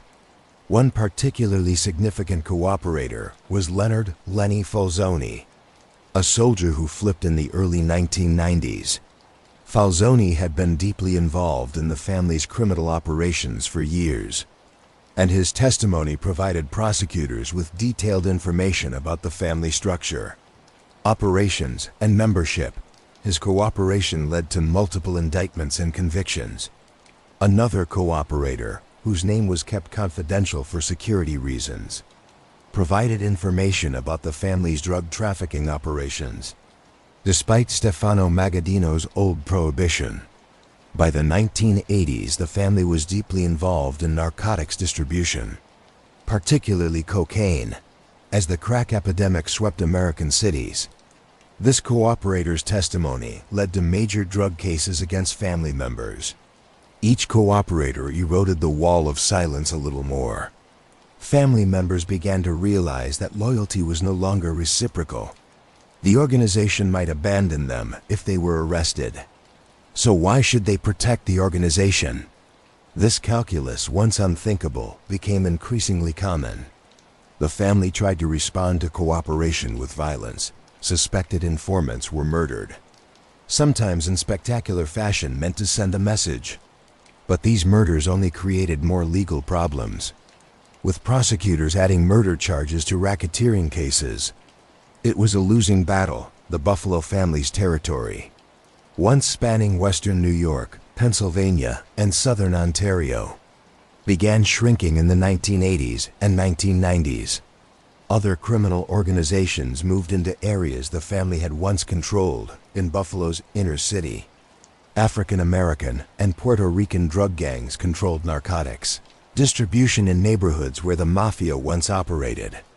These street gangs were younger, more violent, and less constrained by tradition. They fought bloody turf wars with each other, but they successfully resisted mafia attempts to regain control. Outlaw motorcycle gangs, particularly the Hells Angels, expanded their operations into upstate New York. They controlled methamphetamine production and distribution, ran illegal gambling operations, and engaged in other criminal activities. The mafia viewed them with contempt, but the bikers proved to be tough adversaries, willing to use extreme violence to protect their interests. In Canada, the Buffalo family's influence waned significantly. Canadian law enforcement, particularly the Royal Canadian Mounted Police, had targeted Italian organized crime groups for years. Major prosecutions in the 1980s decimated the mob's Canadian operations. The Buffalo family could no longer use Canada as a refuge or a base for smuggling operations. The family also lost control over legitimate industries they had once dominated. Labor unions, under federal oversight following corruption scandals, pushed out mob influence. The vending machine and jukebox businesses, once lucrative monopolies, faced legitimate competition and shrinking markets as technology changed. The waterfront, increasingly automated and regulated, no longer provided opportunities for the labor racketeering that had once been so profitable. Even traditional rackets like illegal gambling faced new challenges. State lotteries, introduced in New York and Pennsylvania in the 1970s, provided a legal alternative to the numbers game. Casinos first in Atlantic City, and later on Native American reservations in upstate New York offered legal gambling, while illegal bookmaking and card games continued. The market was shrinking, the family's income plummeted. Where the organization once generated tens of millions of dollars annually, by the 1990s the take was a fraction of that. With less money, the family couldn't support as many members, couldn't pay for expensive lawyers when members were arrested, and couldn't invest in new criminal opportunities. It was a vicious cycle of decline. As the family weakened, internal conflicts increased. With less money to go around, disputes over territory and tribute became more common. The discipline that Stefano Magadino had enforced for decades eroded under the pressure of decline. Several murders during this period were attributed to internal family conflicts rather than external threats. Associates who failed to pay debts were killed. Capos who encroached on each other's territories clashed violently. Members who were suspected, rightly or wrongly, of cooperation with authorities were executed. One particularly violent incident occurred in 1987 when a soldier was found murdered in the trunk of his car in Niagara Falls. The circumstances suggested an internal execution. The victim had been shot multiple times in the head, the typical signature of a mafia hit. Law enforcement suspected he had been skimming profits from gambling operations, but the murder was never solved. Another incident in 1991 saw a bar in Buffalo that was associated with the family bombed, causing extensive damage but fortunately no deaths. The bombing was believed to be related to a dispute over protection payments. But again, no arrests were made. These incidents of violence, while less frequent than in earlier decades, contributed to the family's problems. Each violent act attracted law enforcement attention. Each unsolved murder generated investigations, and each internal conflict weakened the organization further. The family's traditional mechanisms for resolving disputes had broken down. In earlier eras, the boss would mediate conflicts and his decisions would be final. But with the family's power diminished and the boss's authority weakened, members sometimes took matters into their own hands. This led to unauthorized violence and further erosion of discipline. In the early 1990s, Joseph Todaro Jr. began preparing for his own succession. He was aging, his health was declining, and he understood that the family needed younger leadership if it was to survive. His chosen successor was his son, Joseph Todaro Jr., Joseph Todaro Jr., had grown up in the mob world, understanding its culture and traditions from childhood. He had been inducted as a made member and had proven himself as a capable earner. He ran a legitimate bakery in Buffalo, La Nova Pizzeria, which was successful and well regarded. La Nova, founded in 1957 and expanded under Todaro Jr., became a Buffalo institution, famous for its white pizza and wings, shipping nationwide. The bustling Harlem Avenue location provided perfect cover, cash-heavy, family-run, and packed with customers who never suspected backroom discussions. By the mid-1990s, with his father aging and RICO heat unrelenting, Todaro Jr. quietly assumed the boss role, confirmed in later FBI assessments. The handover marked one of the last traditional successions in American Mafia history. The bakery provided legitimate income and a respectable cover for his criminal activities. The succession from father to son violated traditional Mafia principles. Historically, leadership positions were supposed to be earned through merit, not inherited, but by the 1990s, such traditions were often honored more in the breach than the observance. Many families had seen leadership pass from father to son or within family circles. The transition occurred around 1996 or 1997. The exact date is unclear, as the family kept such matters secret. Joseph Todaro R. stepped down as boss, and his son took over. The elder Todaro remained involved as a senior advisor, but day-to-day leadership passed to the younger generation, Joseph Todaro Jr. S. challenge was even greater than his father's had been. The family he inherited was a shadow of what it had been in its glory days. It was smaller, weaker, and under constant law enforcement pressure. Its traditional sources of income were largely gone. Its reputation was tarnished by cooperators and prosecutions. Could he rebuild the family? Or was the Buffalo crime family doomed to fade into history? Under Joseph Todaro Jr.'s leadership, the Buffalo crime family entered what might be called its survival era. The organization's primary goal was no longer expansion or maximizing profits. It was simply staying alive, avoiding prosecution, and maintaining whatever criminal operations could still generate income. The family of the late 1990s and 2000s was drastically different from its predecessor. Where Stefano Magadino once commanded over 100 made members, Todaro Jr. led perhaps 30 to 40. Estimates vary, and the exact number was unclear even to law enforcement. The organization was concentrated primarily in Buffalo and Niagara Falls, with its former reach into Rochester, Pennsylvania, and Canada largely gone. Todaro Jr. was a different type of boss than his predecessors.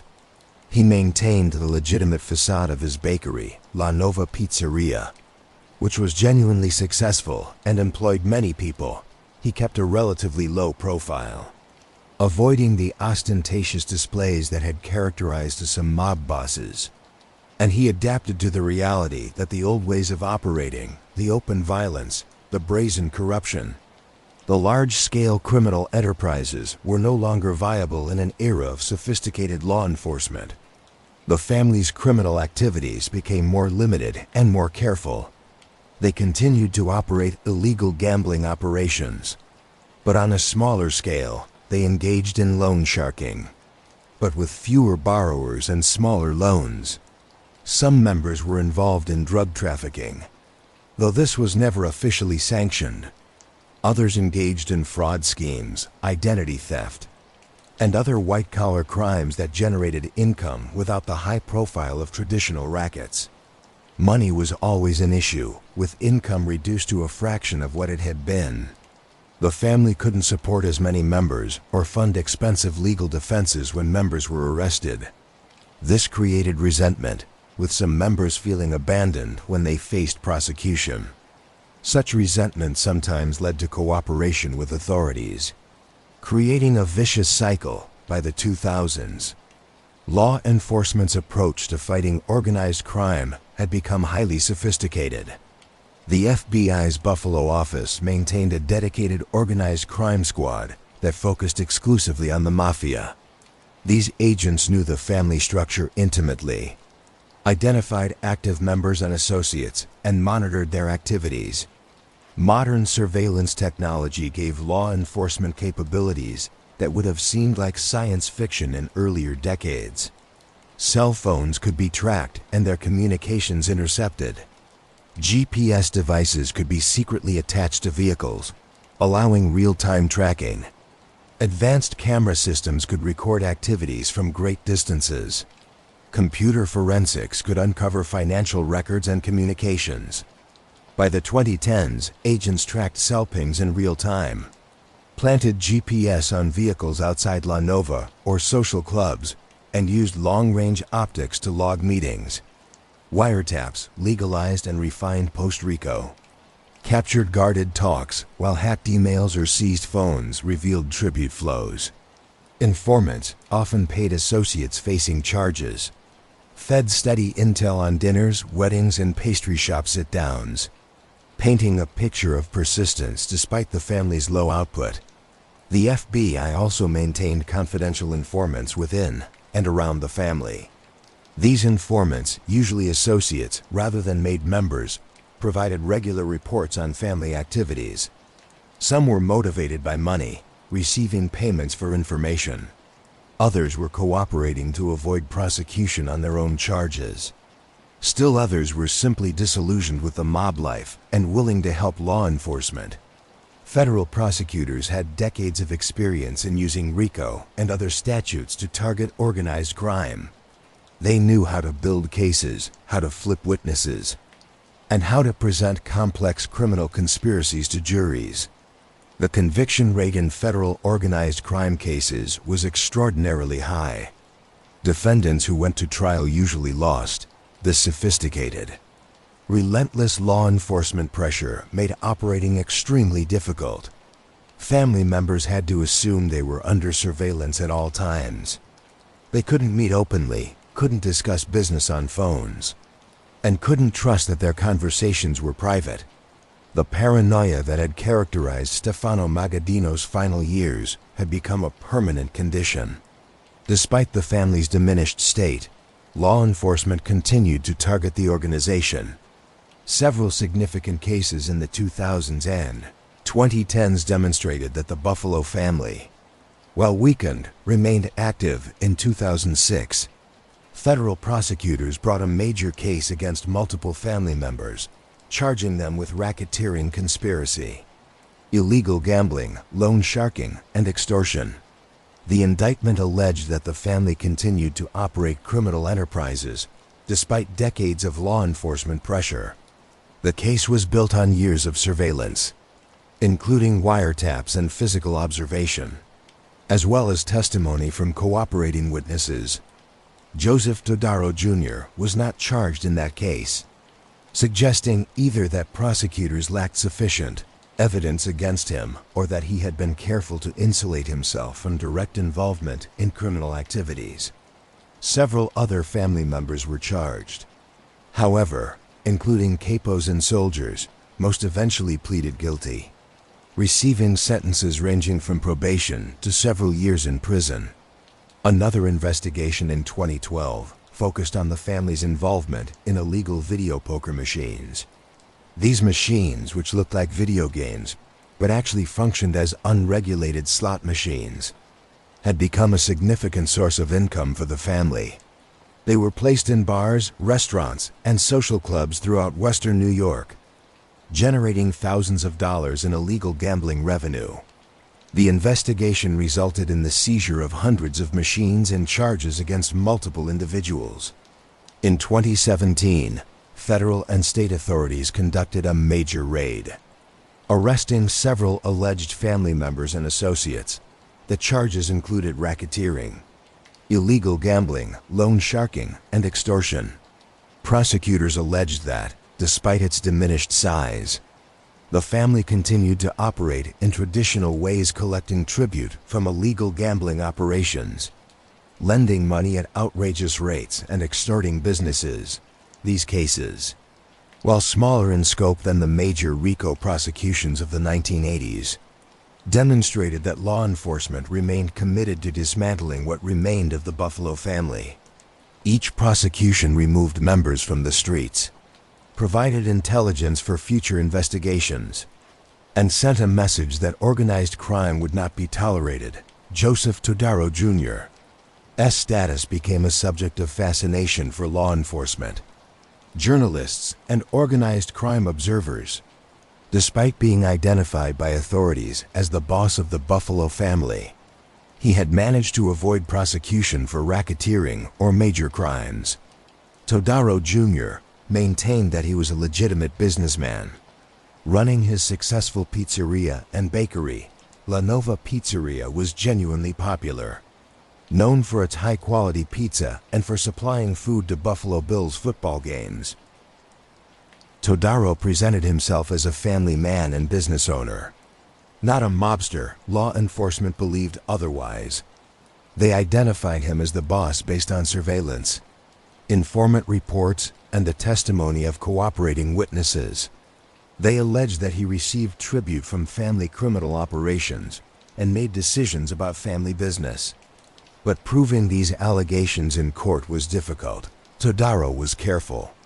He avoided explicit discussions of criminal activities when he knew he might be under surveillance. He used intermediaries to communicate with family members engaged in illegal activities. Creating plausible deniability, he maintained his legitimate business, which generated legal income and provided an explanation for his lifestyle. In 2017, during the raids that resulted in multiple arrests, authorities searched Todaro Jr.'s home and business. They seized records and conducted interviews, but Todaro was not arrested. The implication was clear: he remained under investigation. But prosecutors didn't yet have enough evidence to charge him. This situation reflected the reality of modern organized crime prosecution. Bosses who insulated themselves from direct criminal activity, who used intermediaries and maintained legitimate fronts, could sometimes avoid prosecution even as their organizations were dismantled around them. It was frustrating for law enforcement, but it was also a testament to how carefully some modern mob figures operated. As of the 2020s, the Buffalo crime family exists in a state of uncertainty. Law enforcement continues to identify it as an active organized crime group, but its size and capabilities are a fraction of what they once were. Estimates suggest the family has perhaps 20 to 30 made members and fewer than 100 associates. Most are older men, with few young recruits joining. The family's criminal activities are limited and small-scale compared to its heyday. Some illegal gambling, some loan sharking, possibly some drug dealing by individual members acting independently, and various fraud schemes. The family's traditional territory has largely been lost. Rochester is no longer under Buffalo's control. Pennsylvania is independent. Canada is inaccessible, even within Buffalo proper. The family controls only limited turf. Other criminal organizations, street gangs, drug trafficking networks, criminal motorcycle clubs have filled the vacuum. The family structure has become informal. While there is still technically a boss, underboss, and capos, these positions carry less authority than they once did. Members often operate semi-independently, kicking up tribute when they can, but essentially running their own operations. Money remains scarce. The family cannot support many members or provide significant financial assistance when members are arrested. This creates resentment and sometimes leads to cooperation with authorities. The vicious cycle continues. Some observers question whether the Buffalo family can still be considered a true crime family, or if it has devolved into simply a loose association of criminals with historical connections. The organizational structure, the discipline, the code of conduct, all the things that define the mafia have eroded to the point where the family might be more myth than reality. Yet the family persists, as long as some made members remain alive and active, as long as they continue to identify as part of the Buffalo family. As long as they engage in criminal activities under that banner, the organization technically exists. Whether it has a future, however, is questionable. Looking back over more than a century, the Buffalo crime family story is one of rise, dominance, and decline, a trajectory shared by most American Mafia families. At its peak in the 1940s through 1960s, the family was a powerful criminal organization that controlled vast territory and generated enormous profits. Stefano Magadino was one of the most powerful mafia bosses in America, a founding commission member who ruled with intelligence and ruthlessness for over 50 years. The family corrupted institutions, dominated industries, and operated with relative impunity, but the family also sowed the seeds of its own destruction. The violence that enforced their will eventually attracted overwhelming law enforcement attention. The corruption that protected them became a liability as reformers gained power. The very success that made them rich and powerful made them targets. The family's decline was accelerated by external factors, sophisticated law enforcement techniques, RICO prosecutions, the collapse of Omert, economic changes that eliminated their traditional rackets, and demographic shifts that reduced their recruiting base. But internal factors were equally important: poor leadership decisions, internal conflicts, paranoia, and an inability to adapt to changing circumstances. The Buffalo family story is also a window into the broader history of organized crime in America. It shows how immigrant communities could be exploited by criminals claiming to protect them. It reveals the corruption of unions, politicians, and law enforcement. It demonstrates the human cost of organized crime, not just the violence and intimidation, but the wasted lives of men who chose crime over legitimate opportunities. For the communities where the family operated, the legacy is mixed. The Mafia brought violence and corruption that damaged countless lives. They extorted businesses, corrupted unions, and poisoned neighborhoods with drugs and gambling. The Italian-American community, in particular, suffered from the stigma of being associated with organized crime. Even though the vast majority of Italian Americans were law-abiding citizens who despised the Mafia, yet there's also a dark fascination with the Mafia's story. A romanticization that persists despite the ugly reality. Movies, television shows, books, and documentaries continue to treat Mafia figures as anti-heroes rather than criminals. This romanticization does a disservice to the victims and obscures the real harm organized crime caused. The Buffalo family's trajectory mirrors that of many American Mafia families, but there are also unique aspects to their story.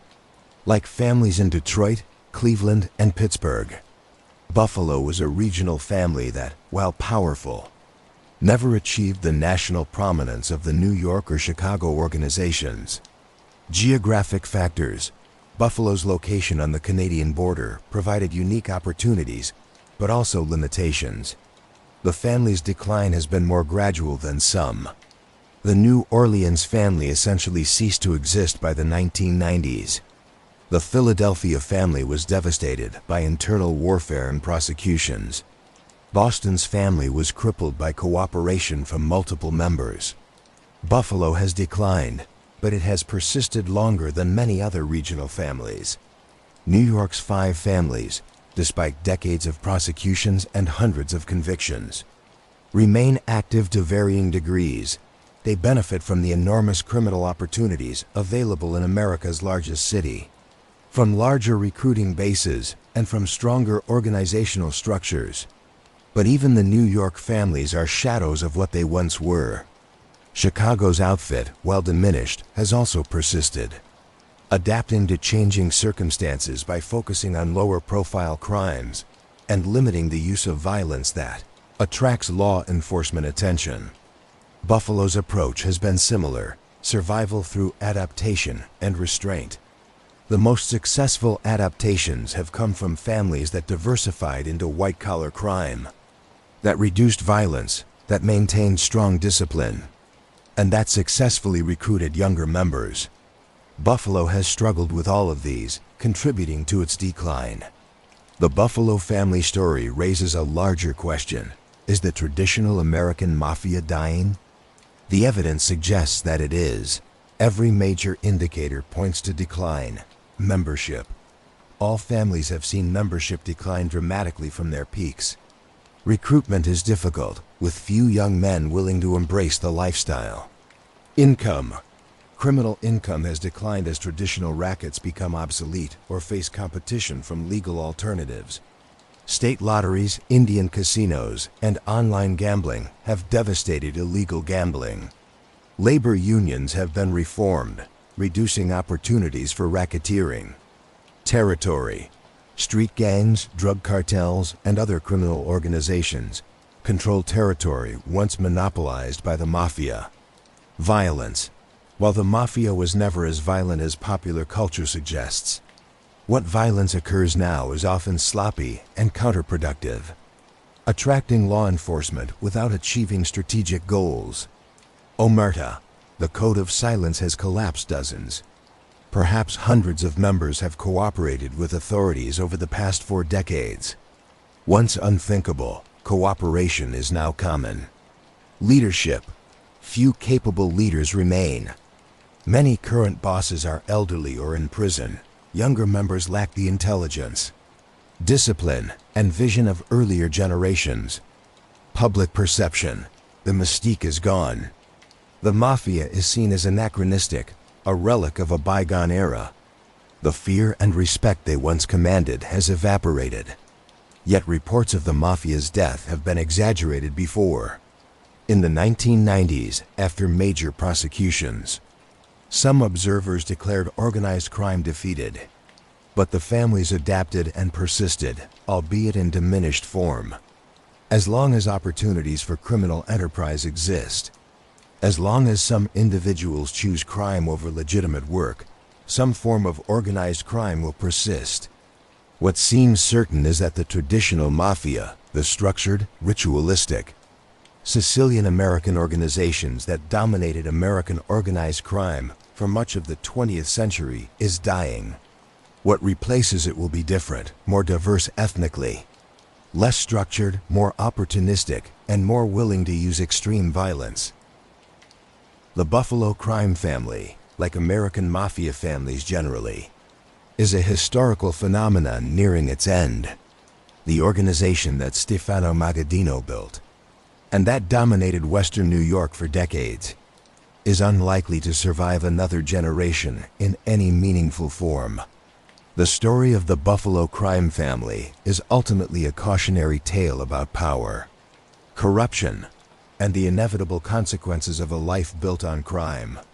From the early Sicilian immigrants who brought their code of silence to Buffalo streets, through Stefano Magadino's extraordinary 50-year reign, through the family's golden age of power and profit, and finally through the long decline that continues today. The arc bends toward justice, however slowly. The family at its peak was a formidable criminal organization. They corrupted politicians and police. They controlled unions and legitimate businesses. They generated enormous profits from gambling, loan sharking, labor racketeering, and other crimes. They resolved disputes with violence and enforced their will through fear. Stefano Magadino sat on the commission alongside the bosses of America's most powerful crime families, shaping national mafia policy. But the family also caused immeasurable harm. They extorted businesses, destroying some and enriching themselves from others. They corrupted unions, stealing from workers and denying them fair representation. They spread gambling and drugs through communities. They committed murders, leaving families without fathers, sons, and brothers. They brought violence and fear to the streets of Buffalo and Western New York. The family's decline was not inevitable, but it was probable. Once law enforcement developed the tools and committed the resources to fighting organized crime, once internal discipline collapsed and members began cooperating, once economic and demographic changes eliminated traditional rackets and recruiting grounds, the end was predictable. The men who built and led the Buffalo family made choices. They chose crime over legitimate work. They chose violence over peaceful resolution. They chose loyalty to a criminal organization over loyalty to society's laws and norms. And they paid prices for those choices, in prison sentences, in violent deaths, in broken families, in wasted lives. For every Stefano Magadino who died wealthy and powerful at age 82, there were dozens who died young, who spent decades in prison, who lived in constant fear, who betrayed and were betrayed. The Mafia's promises of wealth, power, and respect were real for a few and illusory for most. The Buffalo crime family today is a ghost of its former self. A handful of aging men clinging to an identity and a lifestyle that the world has passed by. They remember when the family was powerful, when being made meant something, when fear and respect were their currency. But those days are gone and will not return. The story ends not with a dramatic climax, but with a long, slow fade. The family persists barely sustained more by tradition and inertia than by any real vitality. Each year brings more arrests, more cooperators, more members who die or retire or simply drift away. Each year, the organization becomes smaller, weaker, more irrelevant. Eventually, perhaps in 5 years, perhaps in 20, the last made member will die or be imprisoned. The Buffalo crime family will cease to exist, except as history, as memories, as stories. The streets they once controlled will be quiet. The social clubs where they gathered will be gone or repurposed. The businesses they ran will be under new ownership. And Western New York will be better for it. The communities they exploited will recover. The institutions they corrupted will be reformed. The fear they inspired will dissipate. The harm they caused will be remembered. But it will be history, not present reality. That is the true end of the Buffalo crime family, not in a dramatic shootout or spectacular prosecution, but in irrelevance and obsolescence.